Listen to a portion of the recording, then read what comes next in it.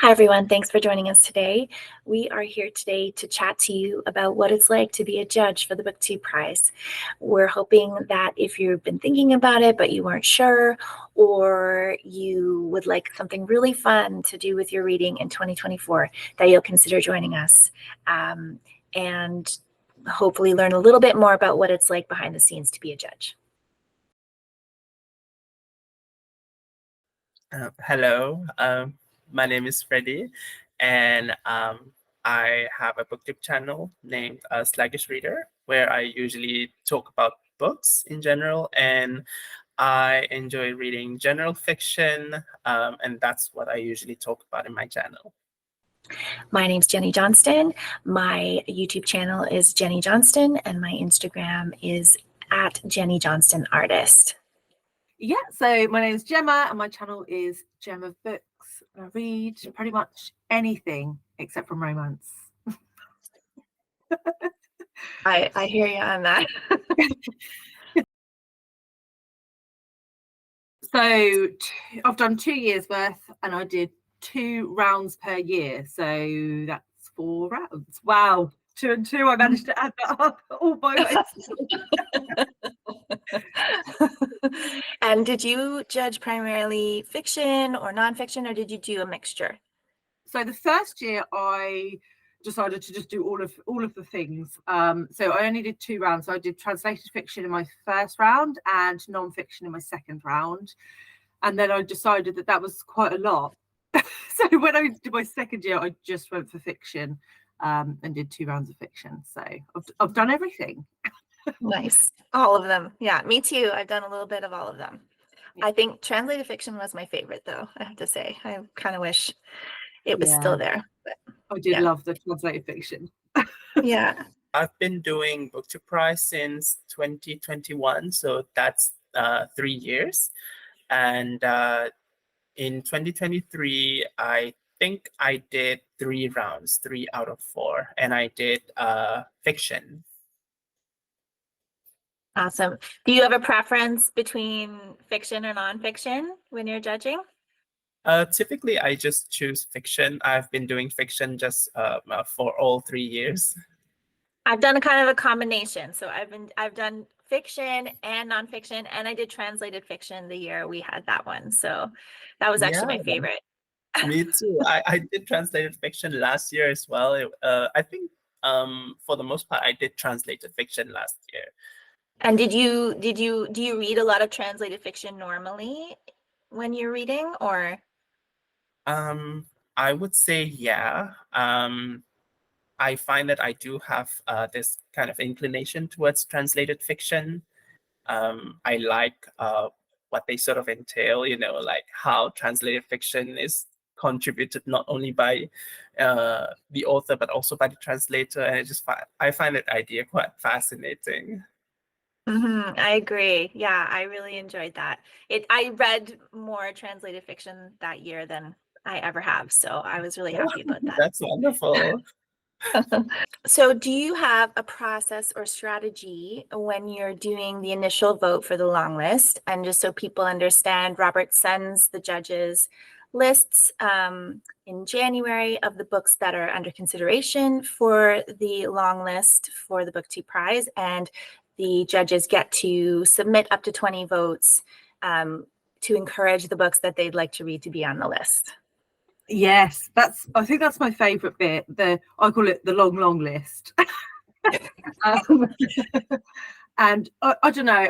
I think strategy is probably a little bit pushing it, but I tend to go through and I highlight all the ones that I'm already interested in first, and they get like an automatic pass. And then I cross out all the ones I know I'm not interested in, and then everything else goes into a big melting pot where I'll have a look at the synopsis and possibly Goodreads ratings and like length of book as well, and sort of genre, and then I'll like whittle it down from there. But that's a bit more of a gut feel section. My process and strategy for the long list is to be really, really nerdy and get onto the internet and do a lot of research. So I look up each book. I look up whether or not it's available at my library. I look up if there's an audio version available, if there is ebook available or hard copy or all three. I also look up the length of the book, and all of those things help me to decide if I'm interested in voting for those books for the long list. Because I don't read a lot of contemporary fiction right when it's coming out, or nonfiction for that matter, I don't read a lot of new releases. I find that I need to do a little bit more research than maybe the average people, because I just am not hearing about these books as much as other people are. Even though I'm part of the BookTube community, it's just not an aspect of the BookTube community that I focus on a lot. Well, actually, I did not participate in the selection of the long list. That's And if I'm not mistaken, the last all of the BookTube prizes that I've been involved in, I did not vote in the long list as well. I put most of my focus on the rounds instead. Okay, that's good to know. That's a good strategy, because it does take quite a long time to go through that list. It's not, it's a lot of books, and it can take a long time to work your way through it. So yeah, that is not, that's a good point that you bring up. It's not mandatory that you go through that list and vote on it at all. So you can kind of just wait and see what's selected, and then start your judging once you get the list of books. Yeah, good point. And usually when I got the list, right, there's a very high chance that I've not even read even one book in that list, because I usually don't read new releases. And so I'm not really sure if I'm in a good place to judge those books if I've not even read them, or know more about their contents other than what other people have said online. Yeah, I'm very similar, because I don't read a lot of new releases either. So usually I've maybe heard of them, heard other booktubers talking about them, or seen them online, but I usually have not read hardly any. So yeah. I still love researching them though. I think I just enjoy research, and I'm not in school anymore. So I guess it's just a fun activity for me. I agree. I live in Malaysia, and only this year I've moved to Kuala Lumpur, which is the capital. But before that, I lived in other cities here in Malaysia. In last year, I lived in Kuching when I was judging last year's 2023 this year round. And before that, I lived in Johor Bahru. So when I was living in those cities, it was a little bit difficult to access those books, because we didn't have a lot of physical stores that would supply those books to us. And so most of the time I would have to rely on online shopping. And sometimes even when you order those books online, you can't find them. And another drawback to that would be, you only know about what groups you are put in at the beginning of the round, and then you're going to have to order them, and then you'll have to wait a period of time until they arrive. And sometimes they take 1 month or so. So that kind of affects the time in which you could read the books. And occasionally I would have to resort to ebooks, but I typically prefer physical books. Yeah. And libraries aren't really helpful because they usually don't have new releases. And so it's kind of, I'm always very amazed when I see other people share online that their libraries have those books, those new books, and I'll be like, yeah, I don't have those. How about you? How do you get your books sometimes? I'm very lucky because most of them are available at my library. Yeah. So nice. We have a really good library system, and because I'm in Canada and they're the BookTube Prize books are American releases, sometimes they've already been released in Canada because I think Canada might work a little bit with the British release system. I'm not exactly sure, but sometimes they've already been released, or else it's pretty easy to get them. I think there's only been one or two in the past that were hard, and I had to kind of order them from somewhere obscure. The most of the time I'm able to get them at the library, so I'm very lucky. Yeah, and now that Book Depository has closed down, and it's even more difficult to get books, because sometimes the local stores usually don't even have the books in stock. So that's a bit of a struggle. I mean, to get the physical books at least. So I'm based in the UK, and I would say the only category I had trouble with was the translated fiction category, which is not a category anymore. Funnily enough, it was also the one I enjoyed the most. So it's like, but I found that quite a few of those weren't available yet in the UK, or if they were only just available. Libraries are really pants at stocking translated books, like really rubbish. They just don't have them. I'm really into translated fiction, so I don't mind paying for them, but that was the one category that was a little bit more challenging. But when I did fiction this year and non-fiction the year before, I didn't have any issues. Most of them were available at the library, or I picked up an audio quite easily, so no issues really.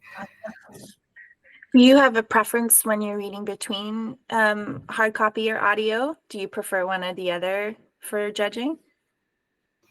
I think not specifically for judging, but I would lean towards audio for non-fiction. And then it just depends on time, really. So I spend a lot of time for my job in the car, so it means that I can like get through 10, 15, 20 hours in a week just in the car. So it's it would be wasted time not to use it, should we say. Yeah, absolutely. That's one of the best things about audiobooks, for sure. Yes, definitely. Some that I'm glad about and some that I'm not. But yeah, no, there's absolutely been books that I would not have picked up. Particularly, I would say when I did the translated fiction and the non-fiction, just because with fiction, I tend to want to just read everything. I'm like a kid in a sweet shop, but you don't hear so much about translated fiction or non-fiction. I don't think in my sort of like BookTube circles, you hear about the odd one. People might read one or two in a month.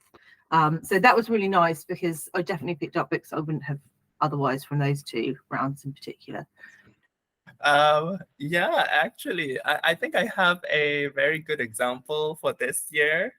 I read Taylor Jenkins Reid.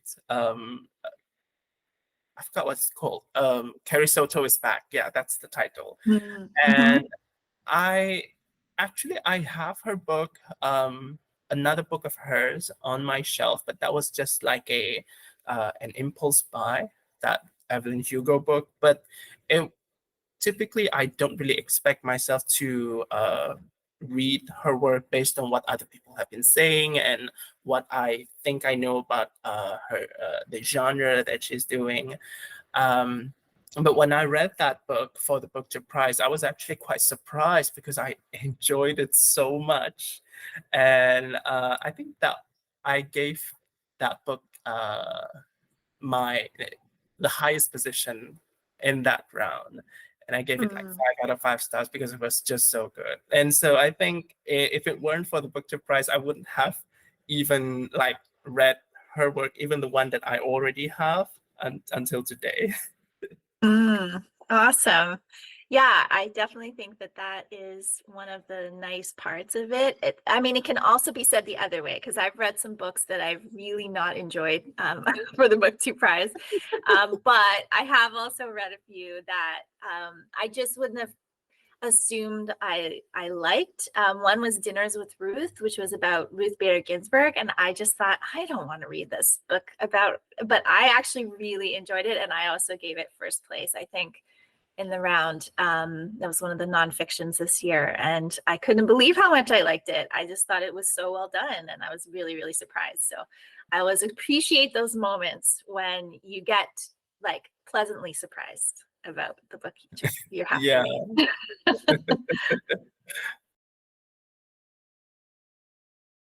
I do, and it was a translated one as well. And I think it might be one that we disagreed on. Oh, really? If I'm remembering right, Magma by Thora Hjörleifsdóttir. You didn't like that one, did you? I didn't like that one, no. But I think it's awesome that you did. I think it's awesome that you did. Yeah. Yeah, that's one of my best books of the year last year. I really, really liked it. You're like, no. No, I could definitely see the merit in it for it just for me, there were just too many things I picked out that I was like, frustrated by, but yeah. But again, that's the magic. I mean, this year, well, okay, now I'm gonna put myself on the spot by not remembering the name of the book right. An Immense World by Ed Yong won for nonfiction, and when I read it, I knew it was gonna win. And I was reading it and I was like, oh, this is gonna win, but it's not my favorite. And I just knew my opinion was unpopular. And so it was very funny because I could still appreciate what it was doing and all those things, but it just wasn't my type of book. And so yeah, it happens. But I think right? this is one of the good things about the BookTube Prize, right? Because a lot of creators will put up their rankings and their feelings on the books. So you can, even if you're not interested in the winners, you can look at those videos and pick out books that you think will be more your taste. So all of the books get a little bit of love, even if I love one and you hate one, or vice versa. They'll all get a little bit of love, which I think is a nice perk to the BookTube Prize. Agreed. Yes. My most favorite. It's really difficult to choose. I would say the most memorable one would be my first ever round of the BookTube Prize, which was in 2021. The octafinals for fiction. I read Marie-Helene Bertino's Parakeet, and I would say I was really lucky to have discovered that book because, and to have signed up for being a judge in that year, because otherwise I wouldn't have read that book. I thought that book was really unique, so surreal, so wild, and so in line with my taste. But if it weren't for the BookTube Prize, I would not have discovered that author or that book. Mm-hmm. Wonderful. That's the best feeling. How about you? Do you have like the most favorite book? I've read a lot that I've really enjoyed. I think The Beekeeper of Aleppo, and unfortunately the author's name is not coming to me, was one of the best fiction books I read. Christi Lefteri, right? Yes. Yeah. So I just loved the way that whole book was put together. It was transporting to me, and again, I don't think I wouldn't have picked it up, but it's not something I would have picked up so soon because I do tend to read more backlist and older books. So yeah, I was really happy to be able to read that one. And there's been quite a few wonderful nonfiction that I've read as well. None of them are popping into my head at the moment, but like I've always been so grateful to be pushed sometimes to read something that's just not on my list right now. Because then it just, it's just a gift to be able to have a great read come out of it. So. Favorite part? Reading and finishing the books. Because usually that is the part where I experience I would say the most emotions, in the sense that often, because those books are kind of assigned to you, and so there are a lot of elements of surprises, and I really like that. before I begin reading those books, it will be, you don't know what to expect. You don't know which books you could like at the end. And at the same time, you also have some kind of expectations where you think you might like this book. You might give it like 5 stars, but at the end, it was kind of a dud. And so I like all those revelations at the end of the round. Yes, and like that reveal when you find out which one gets to go forward or which 3 go forward. I really enjoy too trying to predict what my fellow judges are going to do, because I often feel like an outlier in a lot of the rounds for the books that I enjoy versus the books that the other judges tend to enjoy. So when I see something get through that I didn't think was going to get through, then I'm super happy. Or when, of course, there's the opposite of that too, when you really want a book to go through, but then it doesn't, and that kind of disappointment. But I kind of enjoy that anticipation of, completing them and then seeing what's going to happen and what's going to get the highest rankings. Yeah. Yeah, you love the long list. Yeah, I love that bit, I think, because it just highlights so many books I've not heard of. And also, I've still got the long list in my drawer down here, because there's books on there that don't make it to the long list that I still want to read. So I really like that. But I think my favorite thing about it is like the sense of community. Everyone's sort of reading like their categories, and there's a lot of, oh, have you started yet? I really loved that book. Or, I mean, we're not supposed to talk about it, it's like Fight Club, you don't talk about it, but we do talk about it a bit. And it's just nice to have other people going through the same thing, I think. And I love finding out when people disagree with my thoughts. Yeah.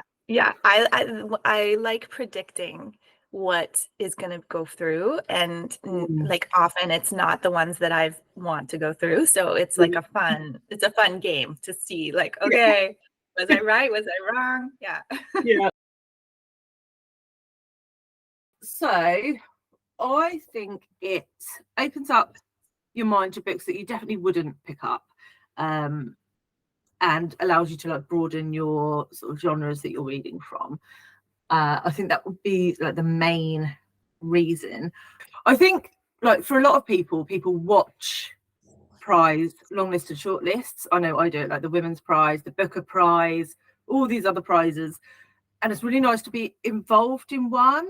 And you've got the Goodreads Prize, which is allegedly chosen by readers, but this one is actually chosen by people who have actually read the books, and you get a chance to be a part of it. And I think that's something quite different that you don't get with anything else, a true community voted winner.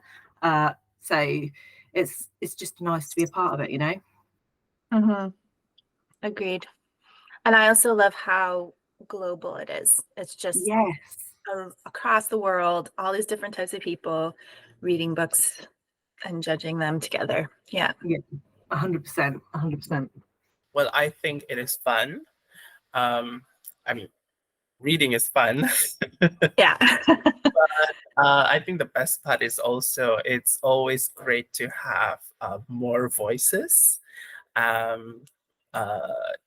People come from different places, and so you're gonna have different responses to all of the books in the list, and it will be really interesting to see what could come out of all those voices. And the more people, the better, because it means more voices, more opinions.